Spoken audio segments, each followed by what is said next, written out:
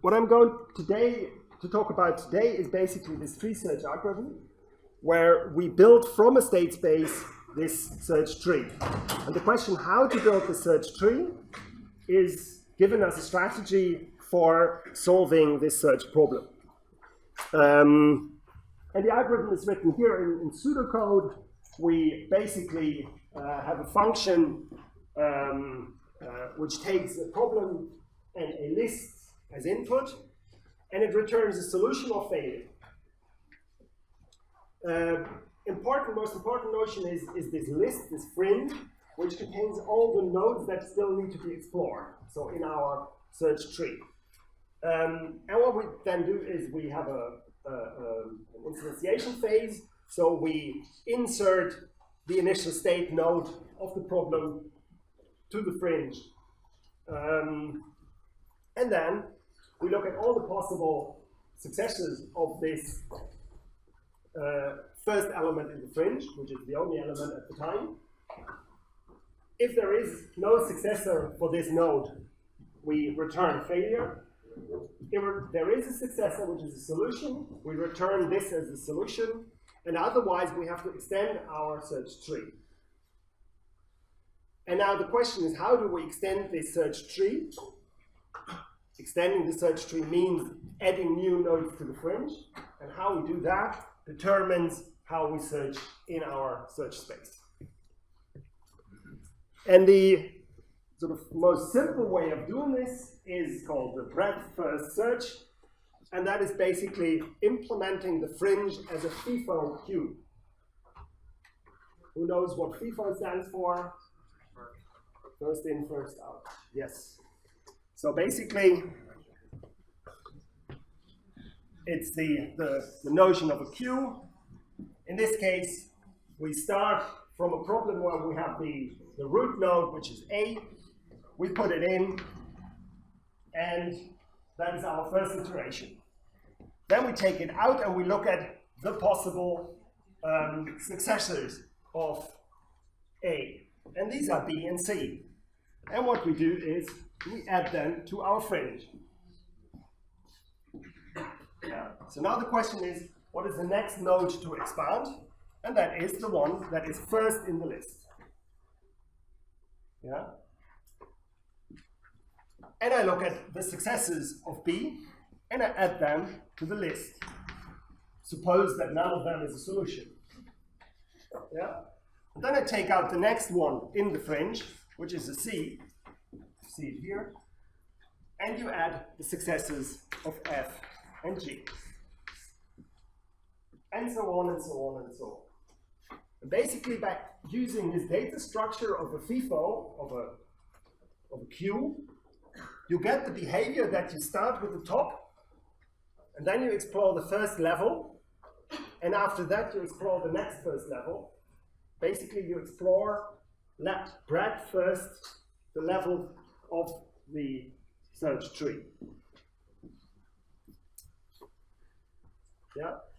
So suppose now we have this simplified Schnapsen version, which is just about we have a hand of cards, and we want to reach a certain number of points, maybe more than 20, and we have to choose which card to play first in order to get to more than 20 points.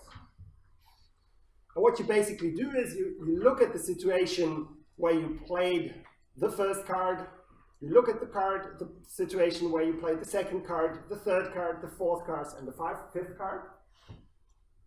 And basically you put all those 5 states in your fringe, and then you evaluate the next one, and you look at all the 4 combinations that you could have. So this is a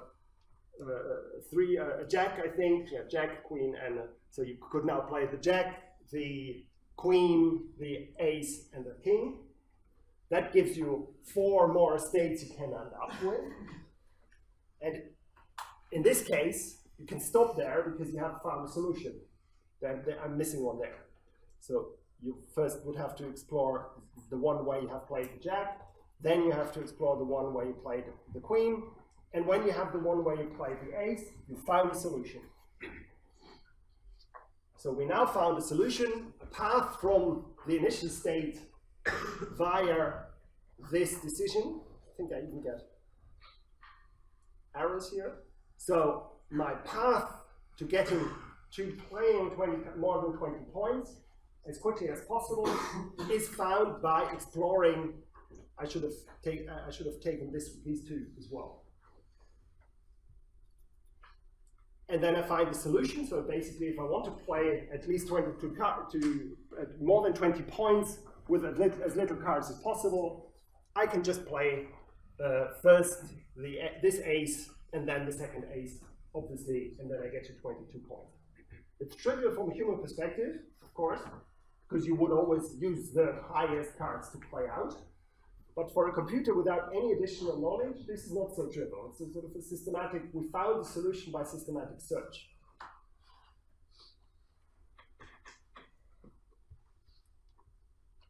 Question. Yes? Can we play it, or will that take too long? Can we play out this scenario on like there? Sure. So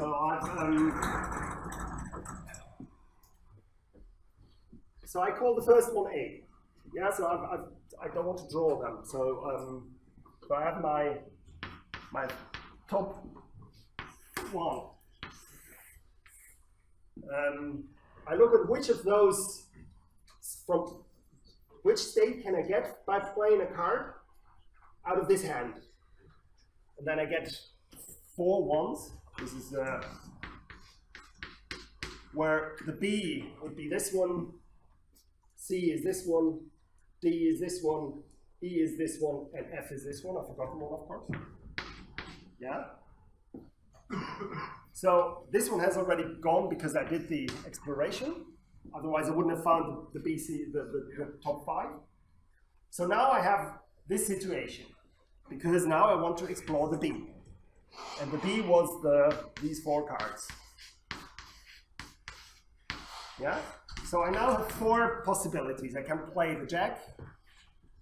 I can play the jack. I can play, what is it, the queen. I can play the ace, and I can play the king. Yeah? But that gets me to 3 new states, namely, what would it be? Queen, ace, and king. This one would be jack, ace, and king. This one would be jack, queen, and king. And this one would be jack, queen, and ace. Yes? So then I give the names. So this would be G, H, I, and J. The nodes now. And I would add them to the fridge. G, H, I, J. Yeah? So now, looking at this state, I know that I'm done. It's a solution. Because I've played twice an ace. So this has a value of 22 and is a solution. So I can stop expanding. I don't need to expand the C anymore because I found a solution. Suppose now that I would want to find 25 points. So this wasn't a solution. I would have to go on. And that basically would mean I need to take out C. C was this one. Yeah? And then I have the situation that I have, again, the 4 cards. And I would have to do the expansion of all 4. And then I would first play the, what is it then in this hand? I have an ace, I can play an ace, a queen, an ace, and the king, in order to get me to 4 new situations. And I would have to add them at the end of the queue. Yeah? So it's very simple. It's just the only thing you need to remember is that this data structure always adds the things at the end, and the new things to explore takes from the beginning. And that allows you to explore all the nodes systematically, level by level by level, until you found a solution. And here I'm quite lucky that I found a solution so early that this was a solution just for the sake of making it fit on the board. So now we had the question yesterday, just a quick recap. If I want to explore sort of the 3rd level of the tree to find a solution, and I didn't find a solution earlier as I did here, how many states do I need to explore? How many things do I need to have in my list in the end, in my queue?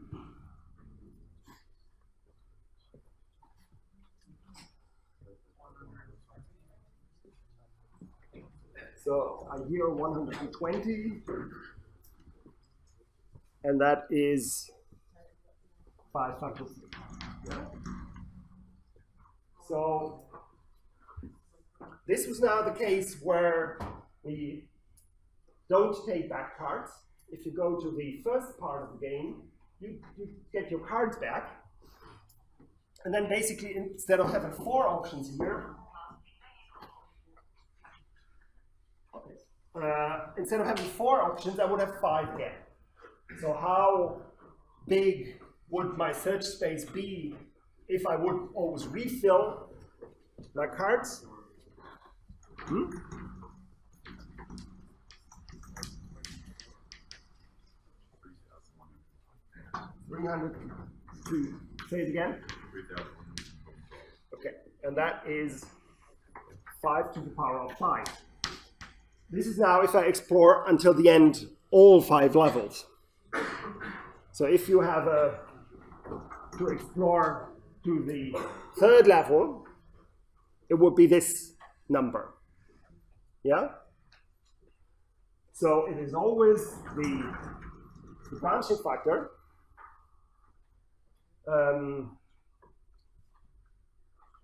to the power of the depth that you're looking for. In the case that your branching factor remains the same. Here the branching factor, in this case, gets smaller. So the calculation of the number of nodes that you have to explore gets is smaller. Yeah. So why I was asking this obviously is the question, how efficient and how good is an algorithm? That depends on how many of the nodes do you have to explore before you find a solution, and how expensive is that. In this simple case, when you only have 5 cards and very few actions, it doesn't really matter that much. But if you have 10 cards already, we're really getting already into some kind of computational problem. So in order to understand that, we want to look at the complexity of the algorithms of search. So our strategy can be measured in different ways. The first one is completeness. The question is, do I always find a solution if there is one? Yeah, so that's a question of completeness of an algorithm in the search problem. The second one is optimality. Does it always find the best, the least cost solution? So here we haven't defined the notion of cost, that will come later, but for example, you could say the number of cards that are played are my cost, and then you want to find the one that is most up in the tree. The question is, does breadth first search always find the best one according to the cost of playing the fewest cards? The third thing you want to measure is the time complexity. How long does it take? How many steps do you want? And you don't want to measure that in seconds, but you want to measure it depending on the number of cards or the number of the properties of the game. So in this case, we can measure the complexity of the time that it takes to find a solution by the number of the branching factor. So that's the branching factor B to the power of the depth of finding a solution. So that is the time complexity measure for depth first search. And I use this O notation, which is this sort of simplification of where you take away all the sort of small prints and the plus ones and the times 5. This is the most important order of magnitude kind of information you have about the algorithm. So that's in terms of time complexity, and now the question is how much space, how much memory do you use for your algorithm? And in breadth first search, you have a lot of things that you have to write in the frame. So here we have taken off 3 of the, I don't know how many, but if we go now one level lower, basically it turns out that we have to put in memory almost all of those nodes that we have to visit. You can take off very few, as compared to the ones that you have to store. So this is the time complexity. And if you take the space complexity, it's comparable. And I can tell you that for real search problems, this is really deadly. Time is something where you might say, okay, I can wait, and we have very, very efficient machines. But if you look at this table, it's a very simple memory. It has been an experiment for how many nodes do you need to store for a certain tree. I think, I don't remember exactly what it was. It was, I think, breadth of 10. And then think of how deep you go in terms of time and in memory. And if you look at sort of the number of nodes that you get in order to calculate, then this was, I think, 10 years ago. So I think we would now calculate this depth 10 with 10 cards with 10 to the power of 10 or 11 nodes. We would be able to do that in a reasonable time. But we would not do that on our laptops with terabytes of data. Even if we would store this very efficiently, there is no chance that we would look at a tree, a search tree of 10, so branching factor of 10, systematically to the end with breadth first search. So imagine now you implement the same game, a simple, stupid game that I have with the 5 cards where you want to play and you want to check out whether you can find what the values are. This is already becoming computationally impossible because of this part particularly, the space problem. So therefore, or probably also because it's the logical way of doing things, people have looked into other ways of dealing with the search. And there is the depth first search. And if the one is the breadth first search, you can already imagine what it does. It goes depth first, searching for a solution until it reaches the end of the search space. And basically, you do that by a very simple trick, and that is you use a different data structure for your fringe.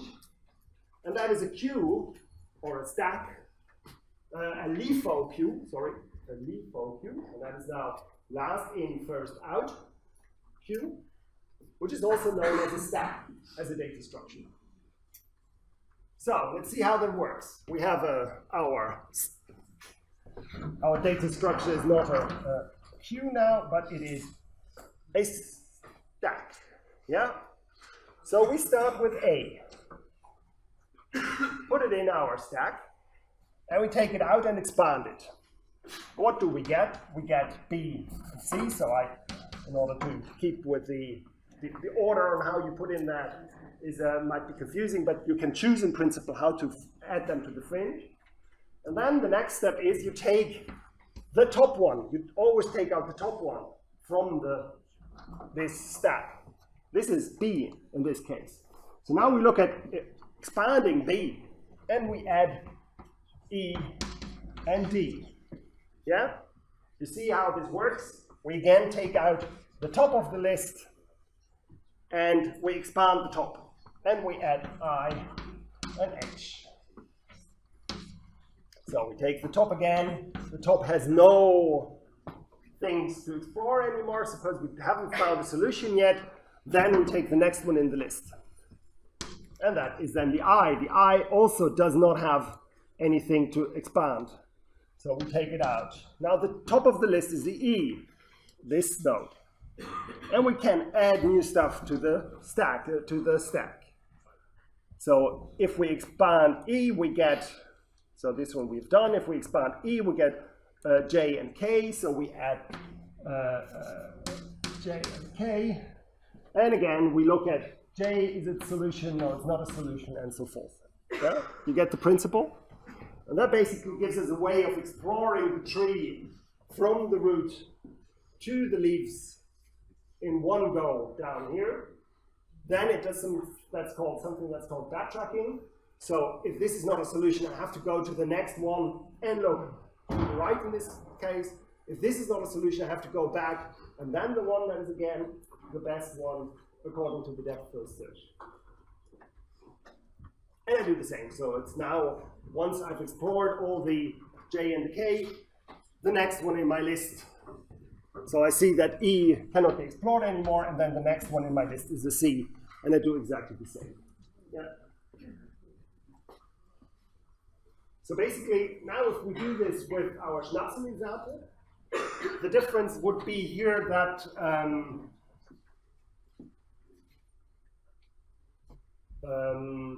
that at this point we would start exploring this node and not looking at all those, but we would only looking at this first one and would go on until we find a solution that we find in this case, namely the one where I first played the, what is it? Here I play the jack, so that gives us 13 points. Here I play the queen, that gives us 15 points, and then I play the ace until I'm in this state. And this is a solution because I've now played 26 points. Yeah? So I find a different solution with a different search strategy. And in terms of cost, I needed now not 2 cards to play out, but I needed 5 cards or 4 cards to play out to get to my 20 points. Yeah?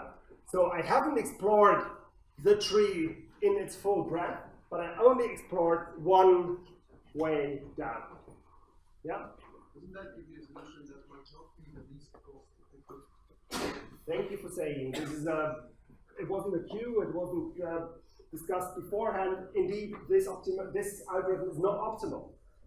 So you do not find the shortest path according to the depth of the tree. Yeah, so how many happening here? So that is the answer to the first question. Is it complete? Oh no, sorry, the second one. Does it always find the least cost solution? The answer is no. The first one is also interesting. Does it always find a solution if there exists one? I hear a very clear yes.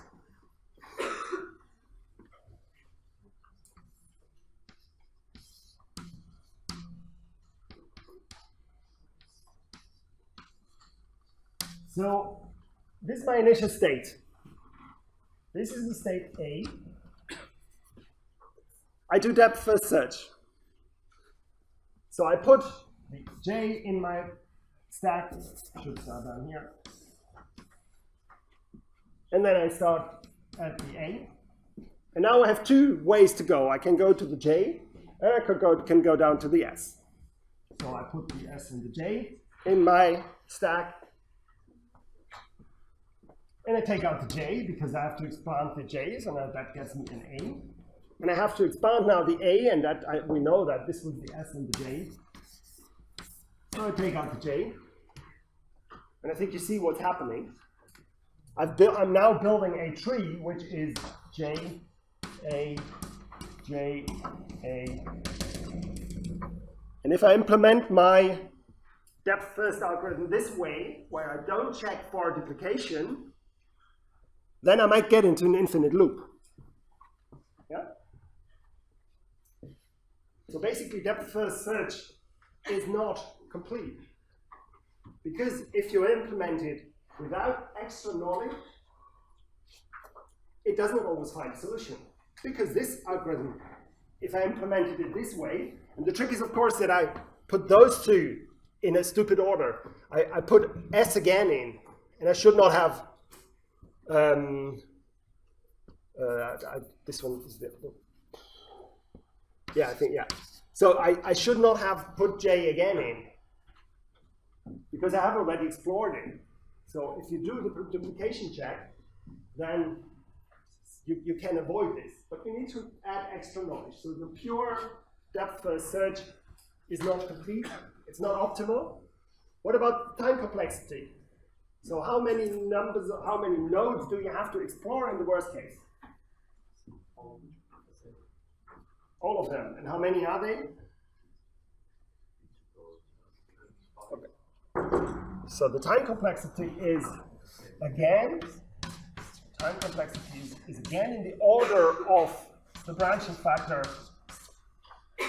to the power of the depth where you find the solution.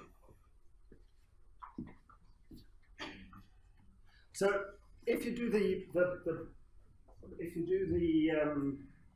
breadth first search, you have one advantage, because what you can always find is the restriction that you only have to go to the depth of the first solution. Yeah.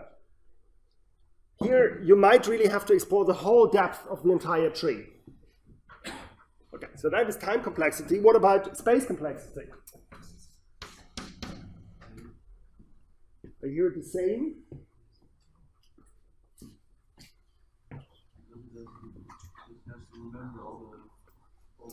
Does it? No, it doesn't. It only remembers the ones. You always have only to remember the ones that you need to explore next. Yeah? Yeah, you need to explore one, I think it's, what's the precise number? Oh, sorry? Yeah, it's more than just D. It's not linear. It's I think it's B times D. Yeah. So you need to do the depth, and then for the branch you need to the level that you have explored. You need to keep this. So it's bigger than the linear, but it's still completely different ball game between this and this. Yes, you have a question?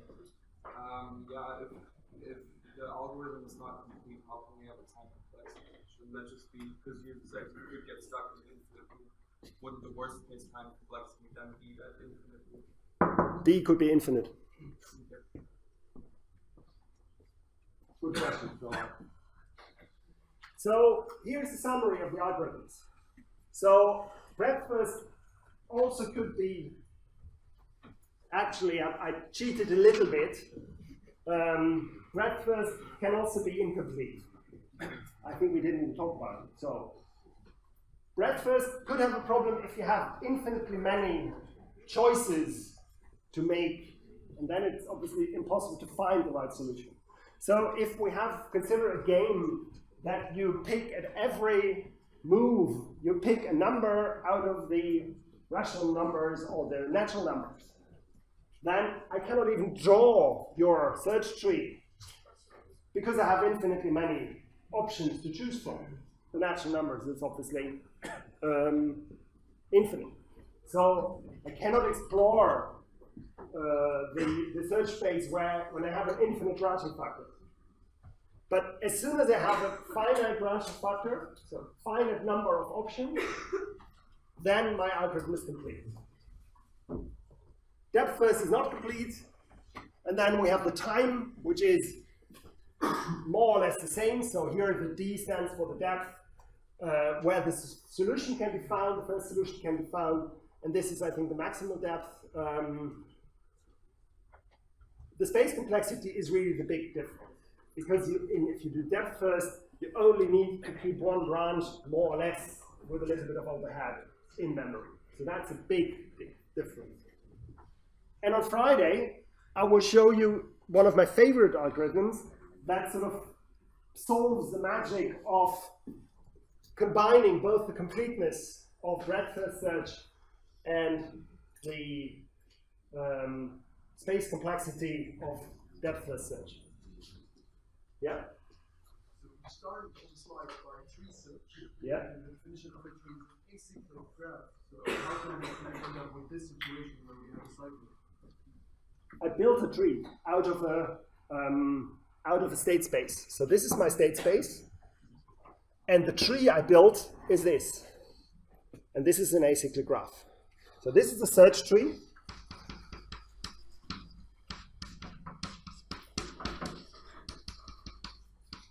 and this is a search the state space. That's the difference I tried to explain yesterday at the end of the lecture. Two classical and very simple approaches that you can take, namely look through the tree in a breadth first way, and that means basically you start with the top node, you look at all the children, systematically all the children, and you check whether they satisfy your goal conditions, and then you look at all the children of your children, and the children of the children of the children in the next level. So you basically build this tree by looking at the breadth of the tree. And I think the data structure that we used for it was a queue. Yeah. Okay. So if you use the data structure of a stack, then you do the depth first search, and that basically allows you in some cases to find the solution easier.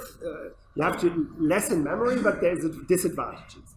So these are generic methods, and we want to understand what they mean, what the consequences are of choosing specific methods over others.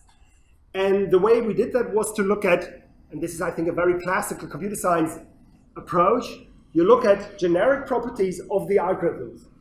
And these are usually the complexity of time. So how much time does it take to find a solution, or all the solutions, or the best solution, or whatever? It's the complexity in terms of space, memory. So how much memory do I need for my algorithm so that I can solve the problem? Third one is, do I find a solution all the time or not? And is it always the best solution that I find, or do I find the solution in the best possible way? So these are typical properties of analysis of algorithms that computer scientists should make their daily bread. You should understand how complex is my problem, how complex is the algorithm that I use, and you try to find a good match for both. And if we look at the breadth first implementation of the algorithm of state space search, then we find that in principle it's a complete algorithm, so we always find the solution. It's an exponential algorithm in terms of time. So it depends on the depth of the solution, but you need to take the full breadth of the tree into account, and that can be depending on the branching factor b and the depth of the solution, and basically the complexity is in the order of b to the power of d plus 1. In terms of time, this is extremely complex, but worse is that this is the same in terms of space. And that basically means that you need to have enormous amounts of nodes that you have to keep in memory. In depth first, this is the same in principle for the time complexity, but the space complexity is better because you only need one branch in memory at the time. The price for this is that you're not complete anymore. So it can happen that you do not find a solution if you have, for example, cycles. So I said this is sort of bad news. And it's in principle, it makes it, on the one hand, we have, of course, the arguments that we can use human information, we can use the heuristics, we can sort of order the state spaces that we visit in a way that is more promising. So we have a problem on the uninformed side, on the one side, but still this is a huge problem, even if we have informed search. I don't know, yeah? So in terms of depth first, in the first 2 rounds of phase 2, depth first is usually better. Wouldn't it be optimal to then switch to depth first after the first 2 rounds? So this was a very complex question about the application of breadth first and depth first for Schnapsen in phase 2, to which I have to admit that I can't give you an answer in this second. So I will think about it in the break and maybe come back to it and maybe not. So maybe I have to send an email. And another question is, did anybody read my rant in the announcement about complexity and about the combinatorial factors of the game that I sent yesterday night, how complex the game is? Yeah? I'm not sure about the real mathematics, but I think what was clear is that I was heavily underestimating the complexity of Schnapsen, because I think what it turned out was that, if I am correct, that we have in the order of 10 to the power of 18 different nodes that we have to look to search through if we really want to optimally find a solution. So basically, if you say we do a breadth first search, we need to take in the worst case, maybe 10 to the power of 18 or 10 to the power of 20 even, I think it was, nodes in memory. You will understand that this won't work. I think there are not that many atoms in the universe. That is the sort of the boundaries we're looking at. It simply is impossible. Whereas if you think of the approach, if you use depth first search, the only thing we have to keep in memory is 20 moves, because we have 20 cards to be played. So there are 10 tricks of 2 cards. So we have a tree of depth 20. This is this m value. So we have a space complexity of only the breadth of the tree times the depth of 20. That's easy for a computer to implement. We have this memory on our daily output. It will take a decade or 2 to get to the solution, but that's a different problem. At least we can run our algorithms. Yeah. So, as I promised you, this was a problem in the 70s, 80s, whatever, that people thought we can't solve this. This is simply impossible. And then they came up with a very, very simple solution that I think is really a great example of how science can how simple science can be and how beautiful it can be if you really come up with a good solution. And the observation that this was based on is that if you look at a tree, and you have a branching factor of, say, 5, yeah? Then on the first level of search, you have 5 options. On the next one, you have 5, this would be 5 to the power of 3, 25. Is that correct? Yes, it's the branching factor by depth. So we have 25, so here we have 5 to the power of 3. This is 125. Is that true? No, it's not true. It is, I think. Yeah. The core point that I want to make here, apart from that I can't really calculate in my head, is that you get here 25 nodes on this level, while you have on the level above, you have only 6 nodes. So basically, we have 4 times as many nodes in the lowest level as opposed to all the nodes that are above. And it gets worse. The lower you go, the more the sum of the top ones is smaller than the only level down there. So basically what people observed was that it does not make that much harm in terms of time consumption if I sort of forget what I've done before. The real harm of looking through all the nodes in a tree is looking at all the leaves and not what's above. So what they came up with was the algorithm of depth first iterative deepening. And basically what you do is you limit the search to a certain depth. You say, I only look at 4 steps ahead. That's the first step of the algorithm. The second one comes in a minute. So you say, and on this tree of level 4, I do a depth first search. I know that I can do depth first, and I do the full tree, so that will work. And I can't get into loops because I only do it for a limited depth.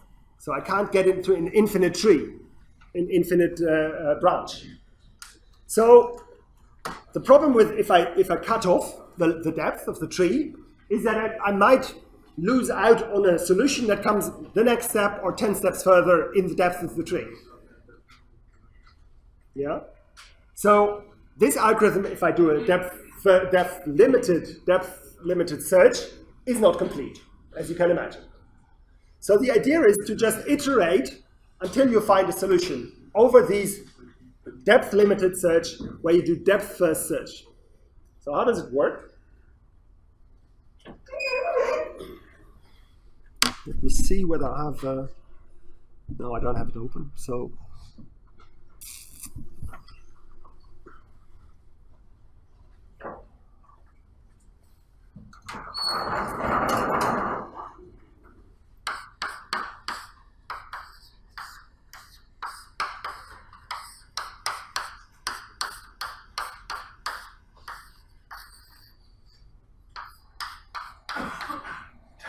So suppose we have this kind of tree where G is the goal condition, and there might be more stuff down here. Yeah, so there might be more stuff down here. Okay, G, H, whatever. Yeah. So now we want to find the goal in a sort of a mixture of breadth first, a mixture of going through the levels by purely depth first. So how do we do it? In the first step, we only look at a tree of size 1, depth 1, so 1 level. So what is the result of depth first search for this tree? Hey, we don't find a solution. Okay, we were not successful, but it's good. It was 0, level 0. Now let's look at the subtree of length 1. So now we have the tree A, B, E. So what does depth first search do on this tree?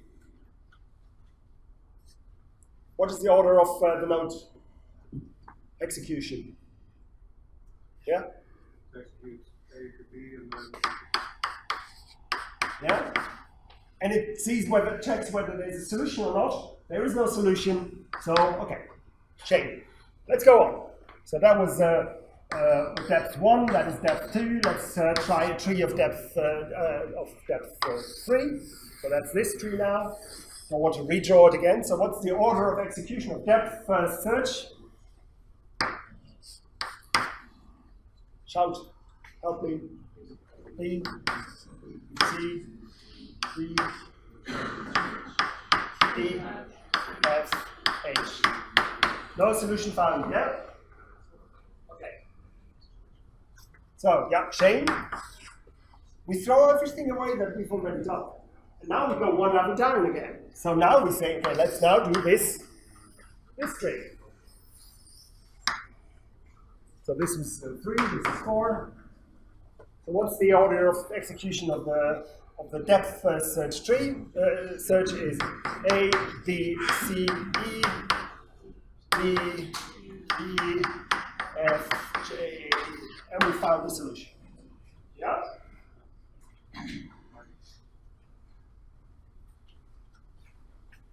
Okay, so if we had applied breadth first search, we would have done 1, 2, 3, 4, 5, 6, 7, 8, 9 nodes. Yeah?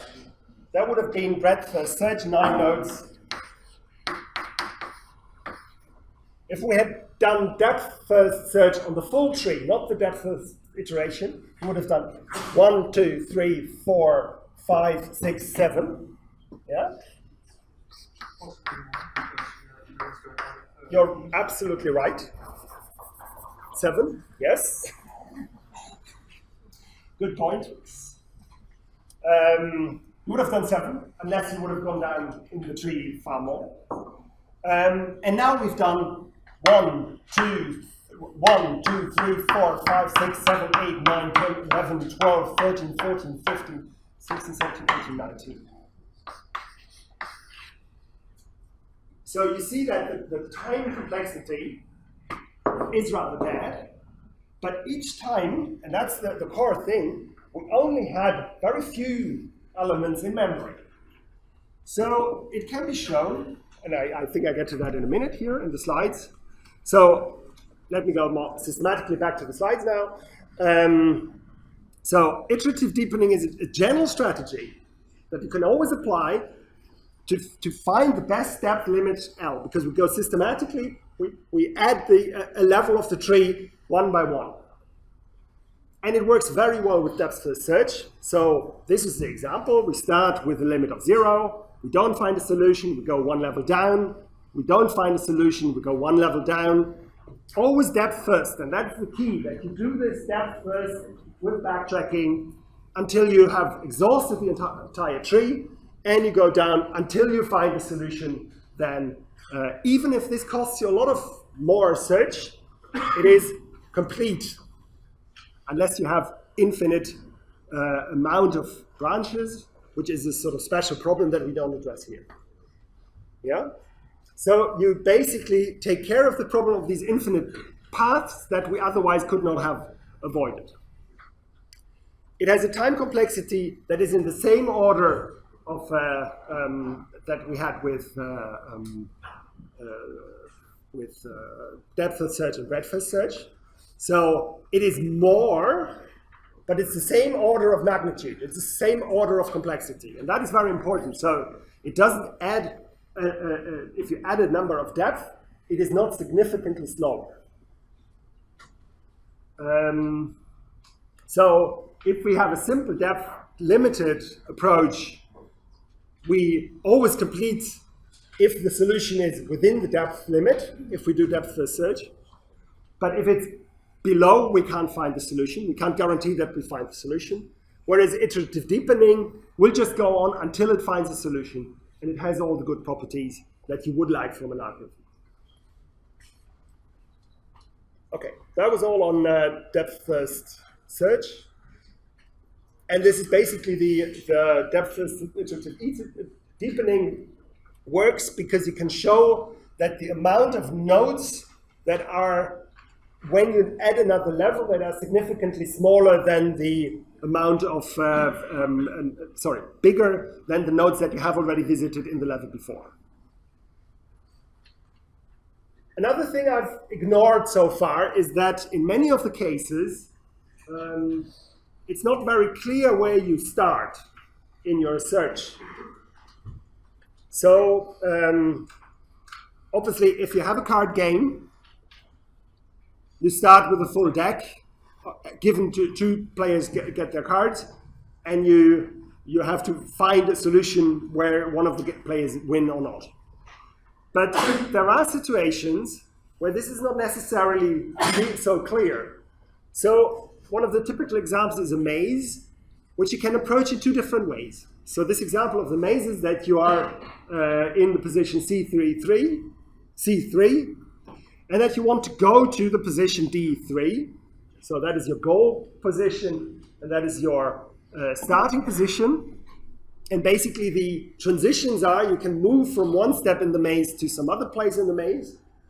And so from C3, you can go to E1, and we have sort of abbreviated here the steps. So this going to E1 is a walk via C2, D2, D1, E1. Yeah? So the transition is not a single move in the maze, but the transition is a path until you hit a wall. So here we have one transition to E1, and the other one is to B4, so you go lower up, and then you have to make a decision. In B4, you can make the decision to go to A4 and to go to C4, that's the two parts, until you have to make a decision again, and so forth.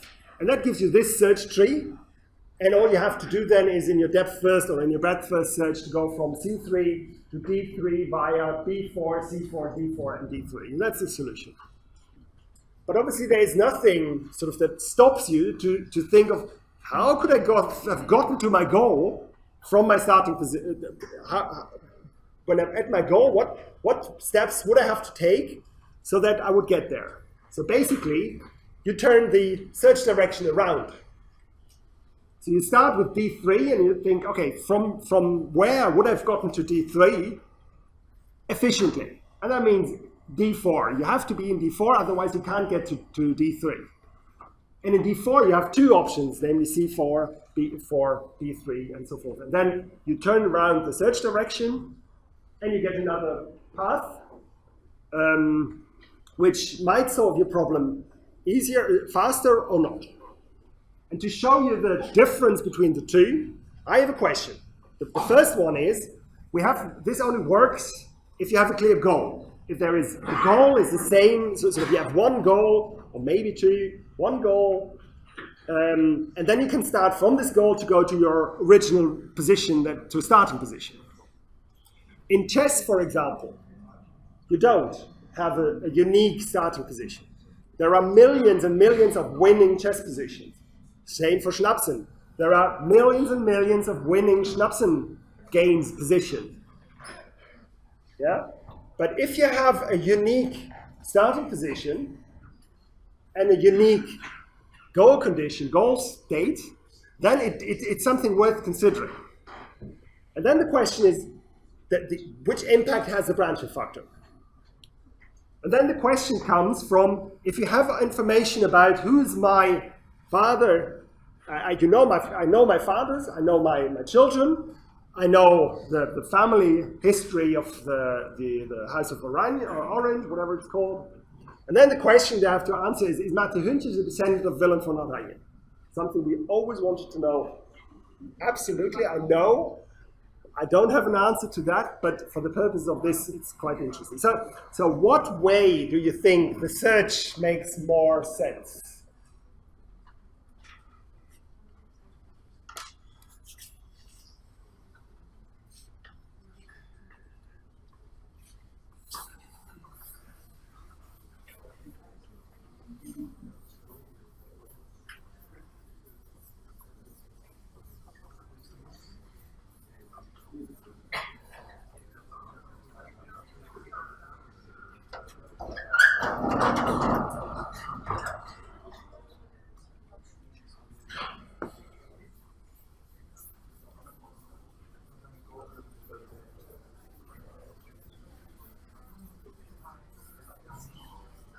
So, who knows it? What makes more sense? Starting from the third. Starting from Matthew Hüntjes. Why? We could check William van Oranje 3 family. We have to be too wide to check for one person. So starting from him, we have to check for his parents, his ancestors, check he is related to William van Oranje.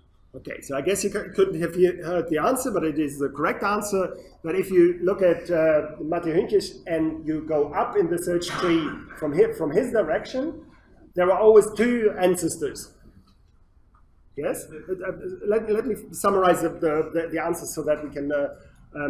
Whereas if you go into history, the number of children that people had at the time of Willem Oranjes through the generations is far bigger than two. So it's usually 3 or more. So they had 3 or more children. So if you start out from... Children died usually, so... Sorry? But you don't go deep because the children died anyway, so... Not in the Netherlands. Not in this idealized world. No, but it has been, historically, I think, it has been proven that there is a sort of a branching factor of 3 if you go down in this example. And maybe not in the specific case of Willem van Oranje. I'm not aware of this part of Dutch history, I'm afraid. So, are there any Dutch persons in the room? Sorry, just joking. Sorry, you had a point? Just it really depends on how far removed you are, which is best. Yeah, so I mean, I think you get the general point of argument. We basically have, in history, we have a person, Willem van Oranje, and he has a number of children, and this one dies. Yeah, I don't know who it was. So it would have been great. So basically, we have a branching factor of 3. So basically, if you want to see whether Matti sits somewhere in here, you will have, I don't know how many generations this is removed, 15 generations or something like this probably. So we would have 3 to the power of 15. Whereas if we start, if this is the average, so it's the average branching factor. Whereas if we start from Matti, we can be sure, and there is no discussion about this, that he always will have 2 parents. So that's sort of historically, I think, less disputed. So we have a branching factor of 2. So we basically have a 2 to the power of 15. And if anybody could do me the favor and calculate 2 to the power of 15 and 3 to the power of 15, I'd be obliged, yes? Actually, it might be more than 2 to the power of x. If it's not an ideal world, and for example, Matthew has in certain cases not clearly known parents, but more like prospective parents. Yes. So if you turn this into an imperfect information game, then you might be right. But let's not get down into this direction of. So I'm sure. Anyway, let us stop this discussion at this point in time. So do I have numbers? What is the first numbers of 3 to the power 15? Nobody with a calculator in this world, sure, huh? Say it again.